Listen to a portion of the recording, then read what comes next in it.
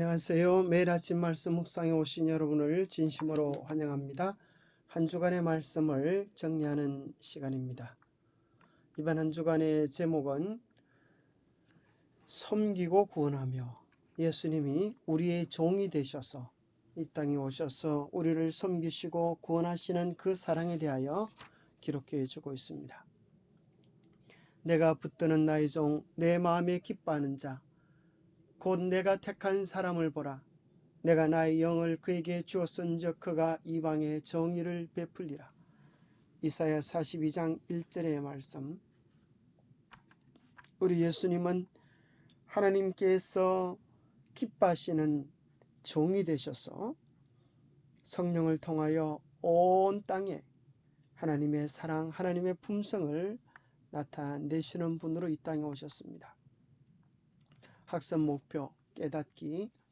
인류를 구원하기 위해 메시아로 오신 예수님이 우리를 섬기시며 우리를 위해 고난받는 종이 되셨음을 깨닫는다. 느끼기. 이미 성취된 예언을 통해서 아직 성취되지 않은 예언에 대해서도 확신을 갖는다. 행하기. 예수님의 모본을 따라 우리도 지역사회에서 메시아적인 사역, 곧 섬기며 구원하는 귀한 종의 사역을 실천한다. 한 주의 말씀, 일요일 소지는 나의 종 이스라엘. 그래서 이스라엘을 하나님께서 종으로 세우셨듯이 우리는 영적 이스라엘이라고 하는 사실을 깨닫고 예수님께로부터 종의 마음을 배워야 할 사람들임을 깨닫습니다. 월요일 소지는 이사야 42장을 다루면서 이름이 밝혀지지 않은 종이 있는데 바로 예수 그리스도의 구체적인 사역을 우리는 그 말씀을 통하여 확인하게 됩니다. 이사야 44장 45장 초반에는 페르시아인 메시아, 이스라엘을 바벨론 포로 가운데서 건져내어 예루살렘 성전을 회복하도록 복귀, 귀한 영을 선포한 고레스에 대한 예언을 다루고 있습니다. 수요일 소지. 그 사건이 일어나기 150여 년 전에 정확하게 어떻게 바벨론이 무너질지, 또 바벨론을 무너뜨릴 그 페르시아의 왕의 이름을 정확하게 성경에 기록해 주고 있으니까 너무 정확해서 믿지 못하는 사람들이 이사야서를 둘로 구분했던 사실을 확인하게 됩니다. 목요일 소지, 고난받는 종. 예수님의 승리는 십자가를 통하여 얻어진 승리입니다. 고난을 통하여서, 섬김을 통하여서 우리 주님은 승리하셨습니다. 이번 과의 전체의 주제가 섬김과 종의 사역입니다. 정말 이 세상에서 가장 높으신 분이 어떻게 가장 천하고 낮은 우리를 사랑하시고 그렇게 섬기실 수가 있습니까? 도대체 어떻게 이해하면 좋을까요? 생각해 보면 어머니와 자식 사이에서 그 일은 가능합니다. 어머니는 자기의 생명을 이어받은 아기를 위하여 모든 것을 쏟아붓습니다. 엄마처럼 강도 높은 노동을 하는 사람이 세상에 있을까요? 그것도 막 태어난 아이의 엄마는 24시간 잠을 자는 것도, 밥을 먹는 것도, 심지어 화장실에 가는 것조차 너무도 어렵게 한순간도 아이에게서 떨어질 수 없고 눈을 뗄 수 없는 일을 해야 합니다.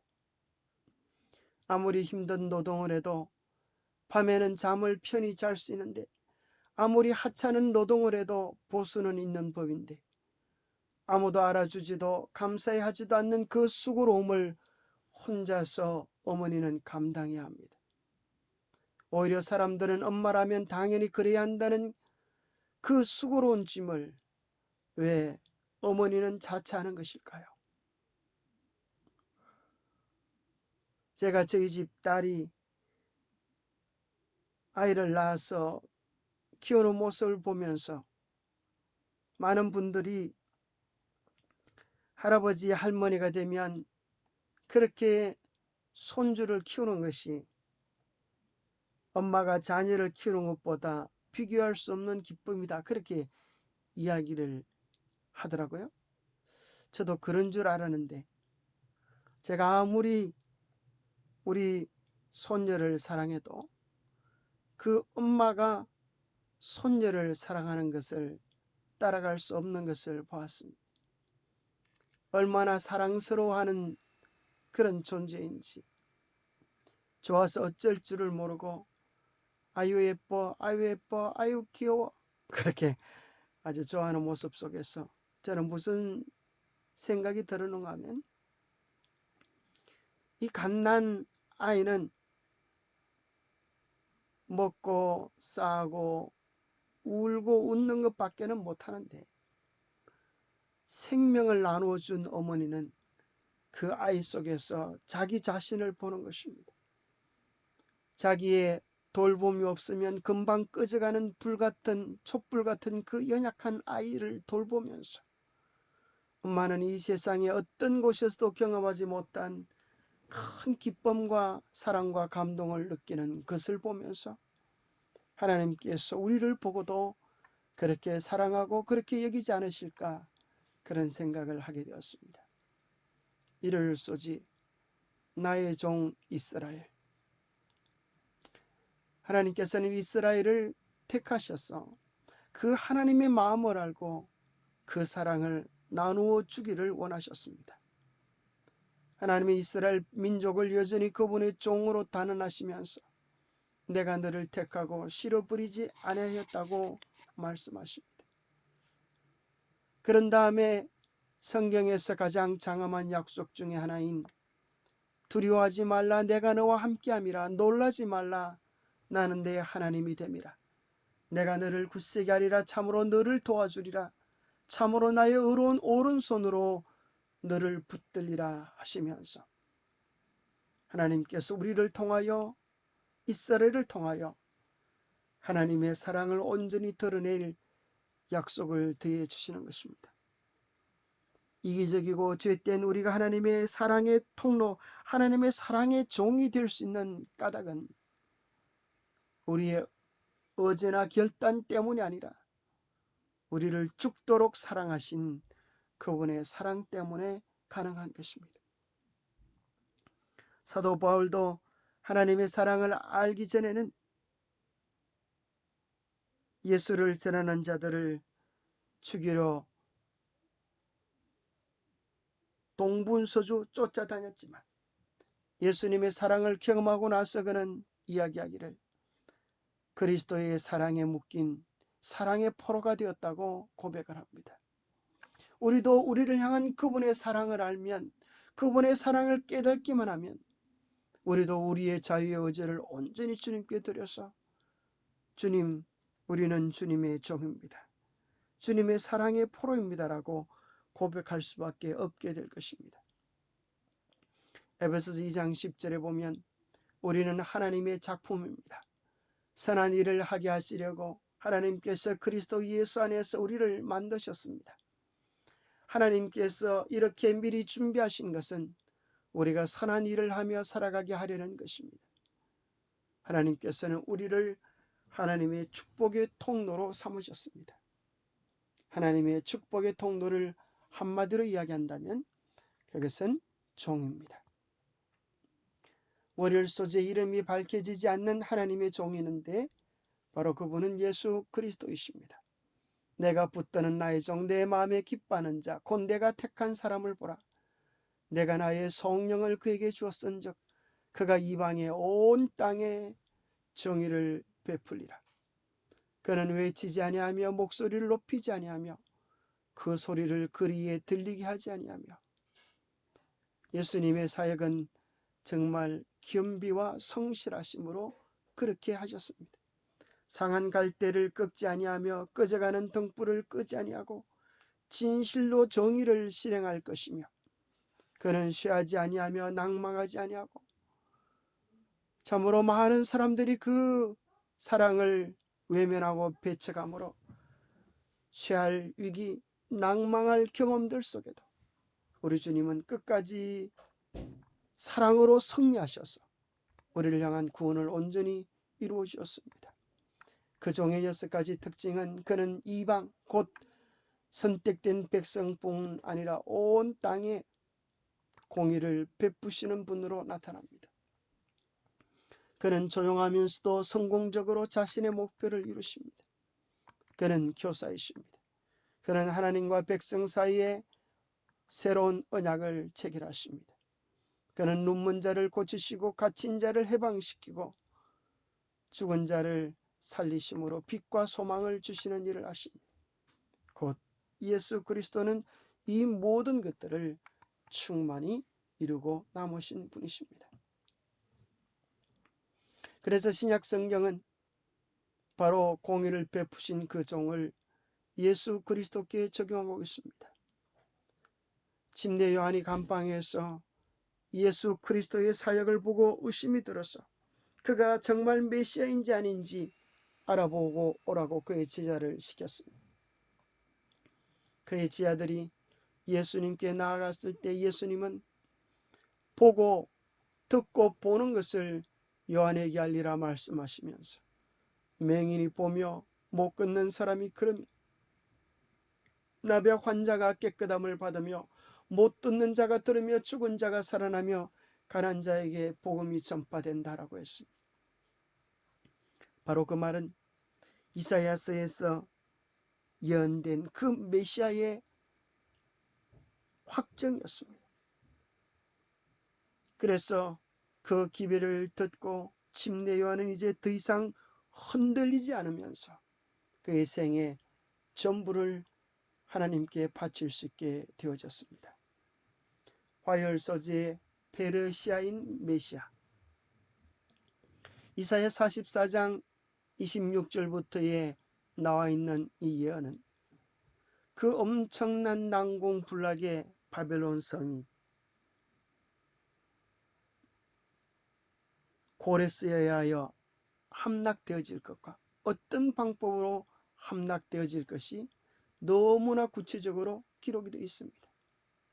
그의 예언은 거의 150년 전에 앞선 것인데도 불구하고 정확한 이름과 무너뜨리는 방법이 나와 있습니다. 기쁨에 대하여 이르기를 말하라 내가 강물들을 마르게 하리라. 고레스에 대하여 이르기를 내 목자라 그가 나의 모든 기쁨을 성취하리라며 예루살렘에 대하여 이르기를 중건되리라 하며 성전에 대하여는 내 기초가 놓여지리라 하는 자니라. 참으로 너무나 정확하게 이 예언의 말씀이 이루어졌습니다. 하나님은 당신의 백성들만을 사용하시는 것이 아니라 온 세상에 필요되는 사람들을 사용하셔서 당신의 뜻을 이루고 계십니다. 우리는 이 예언에 대한 구체적인 증명을 도리 괌치는 고고학을 통하여 더 구체적으로 확정하게 되었습니다. 고레스 실린드라고 하는 역사적 기록 속에 고레스가 바벨론을 정복하고 무너뜨린 그 기쁨을 이렇게 기록해 놓고 있는 것입니다. 나는 고레스 우주의 왕 위대한 왕 능력의 왕 바벨론의 왕 내가 평화의 전령으로 바벨론에 갔을 때 나는 축하와 기쁨으로 가득한 왕궁 내에 내 주권과 거룩한 곳을 발견했다라고 기록해 줍니다.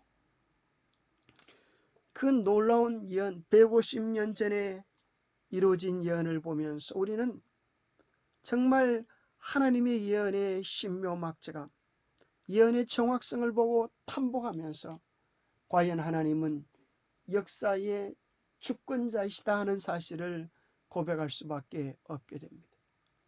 그러나 인간의 이성을 판단의 척도로 삼는 사람들은 어떻게 그럴 수가 있어? 어떻게 150년 전에 그 사람의 이름과 바벨론을 정복할 방법을 알 수가 있어. 그것은 이사야서가 150년 전에 기록된 것이 아니라 150년 후에 바벨론이 무너지고 나서 어떤 또 다른 제2 이사야가 그 내용을 기록한 것이다. 그렇지 않으면 어떻게 그 이름과 내용을 정확하게 기록할 수가 있겠나, 그렇게 생각하는 사람들이 생기게 되었습니다. 여러분은 어떻게 생각하십니까? 만약 인간이 이성을, 성경을 판단하는 척도로 삼으면 어떻게 되겠습니까? 내가 이해하는 것만 받아들이고 내가 내 이성이 받아들이기 싫어하는 것을 다 빼버린다면 성경에서 과연 뭐가 남을 수 있겠습니까? 내가 이해할 수 있는 것만 받아들이고 내가 받아들일 수 없는 것은 거부한다면 누가 하나님입니까? 누가 주인입니까? 요한계시록 성경 제일 마지막 책 마지막 장에서 이 예언의 말씀에 우리의 다른 것들을 다하면 하나님께서 이 성경에 기록되어 있는 재앙을 다실 것이고, 만약 이 성경에서 어떤 것을 빼면 하나님께서 생명책에서 그의 이름을 빼겠다고 말씀하셨습니다. 결코 인간의 지혜로 얕은 생각으로 더하거나 뺄 수 없는 것이 하나님의 말씀입니다. 이사야가 고레스 이름까지 정확하게 예언한 사실 때문에 선지자들의 예언이 하나님께로부터 왔다는 사실을 믿지 않는 사람들이 생기게 되었습니다. 그들은 이사야서를 1장부터 39장 제1 이사야, 40장부터 66장을 제2 이사야라고 하면서 어떤 제2 이사야 두 번째 사람이 이사야서 40장부터 66장을 기록했노라고 주장하는 것입니다. 그것은 마치 노예 성경과 같은 것입니다. 여러분, 노예 성경이라고 들어보셨습니까? 실제로 이것은 워싱턴 DC에 있는 성서 박물관에 전시되어 있는 성경책인데요, 아주 희귀하고 극도의 논란이 많은 19세기의 성경책입니다. 이 책은 실제로 출간되어졌는데 영국 선교사들이 노예를 기독교로 개종시키고 그들을 교육하고 훈련시키기 위한 교과서로 쓴 것입니다. 이 성경에는 복음이 없는 것입니다. 어떻게 하면 종들이 주인에게 충성할까 하는 내용으로 기록되어 있는 것입니다. 이 책에는 천국도 소망도 없는 것입니다. 놀라운 것은 하나님의 말씀 속에서 복음을 빼고 소망과 자유를 빼고 여기다가 인간의 왜곡된 편견을 단다면 그것은 더 이상 성경이 아니라 사단의 경전이 된다고 하는 사실을 기억해야 되겠습니다. 어떻게 감히 사람들이 하나님의 말씀의 중요한 부분을 빼고 왜곡시킬 수 있다는 말입니까? 그들의 목적을 위하여 이 성경을 수단화시킬 수 있다는 말입니까? 그것은 정말 하나님께 벌받을 짓인 것입니다. 우리 주님은 이 땅에 고난받는 종으로 오셨습니다. 정말 자기 땅에 오매 자기 백성들이 영접하지 아니했습니다. 그분의 수고는 마치 헛되이 수고한 것처럼 여겨졌고 무익하게 공연히 내 힘을 다 쏟아버린 것처럼 생각되어졌습니다. 그러나 하나님의 놀라운 섭리는 결국은 예수 그리스도의 십자가를 높이 들게 하셔서 이 세상의 모든 관원들이, 모든 왕들이, 고관들이 거룩하신 신실하신 하나님 예수 그리스도의 사역에 무릎 꿇어 경배하도록 그렇게 하셨습니다. 그것은 마치 빌립보서 2장 6절에서 11절에 나와 있는 것처럼 예수님은 우리의 구원을 위하여 죽기까지 복종한 종이셨지만 놀랍게도 이 세상의 어떤 방법보다도 전략보다도 완전하게 우리의 마음을 사로잡고 모든 사람의 입으로 예수 그리스도를 주라 시인하는 놀라운 역사를 이루신 것입니다. 우리가 왜 예수님을 사랑합니까? 그것은 죽도록 사랑하신 그분의 사랑 때문이 아닙니까? 우리가 왜 그분을 사랑할 수밖에 없습니까? 하늘 왕이신 그분이 이 땅에 오셔서 우리를 종처럼 섬기시고 당신의 모든 것을 쏟아 부어주신 어머니보다 더 큰 사랑 때문이 아닙니까? 하나님의 사랑은 어머니의 사랑을 통하여 우리 모두에게 개인적으로 나타났습니다. 어머니의 사랑, 여러분 어릴 때 엄마의 젖을 먹고 그렇게 자랐다고 하는 것을 기억하십니까? 엄마가 여러분에게 어떠한 사랑과 은혜를 베푸는지 기억하십니까? 우리는 그것을 다 잊어버립니다. 그러면서 우리는 내 혼자 컸노라고 그렇게 착각하는 것입니다. 우리가 애를 낳아서 키워보면 이제 그때 비로소 엄마의 사랑이 무엇인지 조금씩 알고 철이 들기 시작합니다. 어떤 한 분이 쓰신 엄마의 사랑에 대한 글을 소개해 드리겠습니다. 이 글을 보면서 우리를 향한 하느님의 사랑에 대한, 예수님의 사랑에 대한 우리의 마음과 너무나 일치하는 것 같아서 가슴이 저리게 되었습니다. 엄마 미안해. 사랑한다고 한 번도 말하지 않아서 미안해. 힘들 때 왜 날 낳았냐고 원망해서 미안해. 엄마 앞에서 죽고 싶다고 말해서 미안해. 늘 나 힘든 것만 말해서 미안해. 미안해 엄마. 생신상 한번 차려드리지 못해서 미안해. 결혼해서 처음 우리 집에 오셨을 때 엄마랑 곁에서 함께 자지 않아서 미안해. 엄마는 항상 건강하니까 맨날 그렇게만 생각해서 미안해. 괜찮다. 엄마는 괜찮다. 엄마는 괜찮다는 말 100% 믿어서 미안해. 엄마한테 늘 곱게 말하지 못해서 미안해.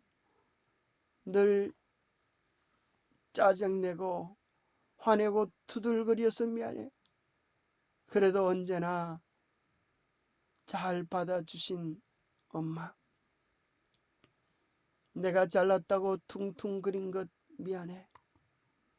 늘 미안한 것 투성이지만 그 중에서도 제일 미안한 건 엄마.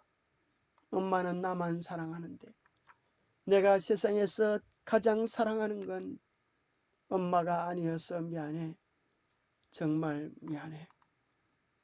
그래도 나만 사랑하고 나를 최고로 사랑해 주어서 고마워.